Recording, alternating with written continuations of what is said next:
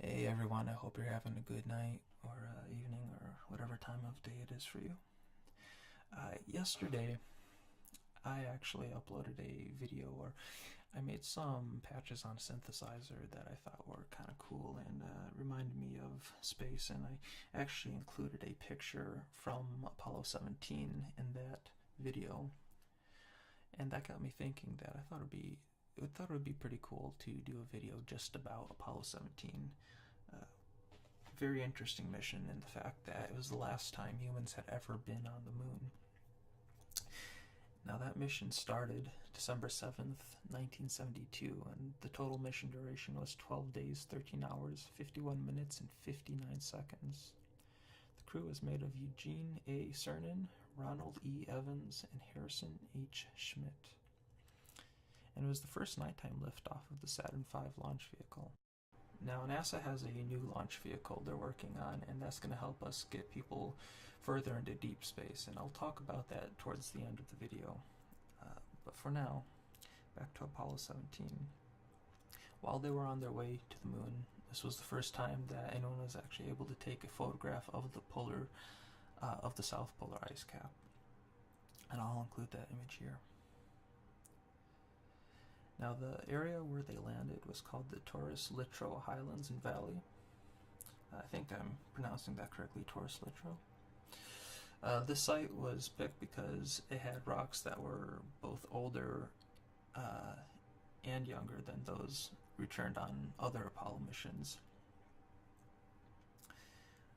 One of the really interesting things about Apollo 17, 16, and 15 was that each mission had their own lunar rover. So these rovers would allow them to traverse the moon far away from where they were stationed.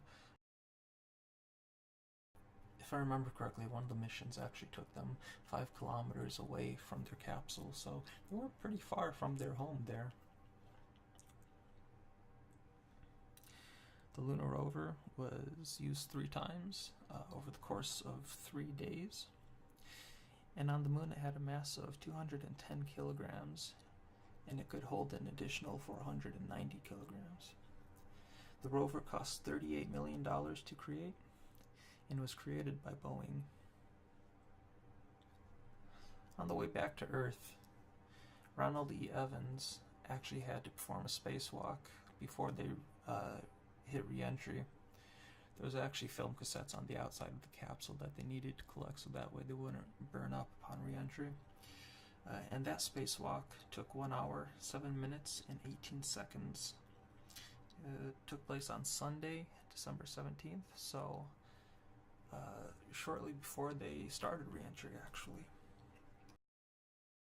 One of the things that was discovered on Apollo 17 was orange soil on the moon, which was composed of tiny beads of volcanic glass. Recently, researchers actually spotted trace amounts of water within these beads.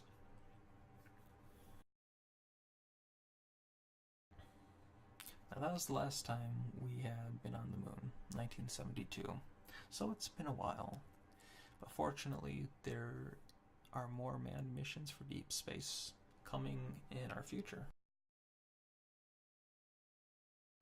Now, there's reports of NASA wanting to get people back on the moon by 2018, and I don't know if they're committed to that date anymore because it's about 10 years ago when they set that date, and I haven't heard much from them since about that. But yeah, it is a genuine goal of NASA to send people back to the moon within the next few years, probably in the 2020s, and actually develop a moon base there. Not only that, but NASA's working to get astronauts to land on an asteroid in 2025. And all this climaxes when we actually send people to Mars in the mid-2030s. Now, the plan for that is very similar to how we originally landed on the moon with Apollo 11. What was done prior to Apollo 11 is send a manned capsule to orbit the moon and then come back to Earth. And this is also planned for Mars as well, to have a manned capsule orbit Mars, come back to Earth, and then send people to actually land on the surface of Mars. Now, earlier you heard me talk about the Saturn V launch system, which was used on the Apollo missions. Now we've got something even better. We've got the SLS, which is the Space Launch System. This thing is like a freaking skyscraper that launches into space. It is massive. And up at the very top where the crew will be living is called the Orion. The Orion's a tiny capsule. I believe it's the biggest capsule we've made for this sort of mission yet. It's still, you know, that's relatively speaking. I mean, I wouldn't want to be huddled up in there for, you know, months or however long it's going to take for them to get to Mars.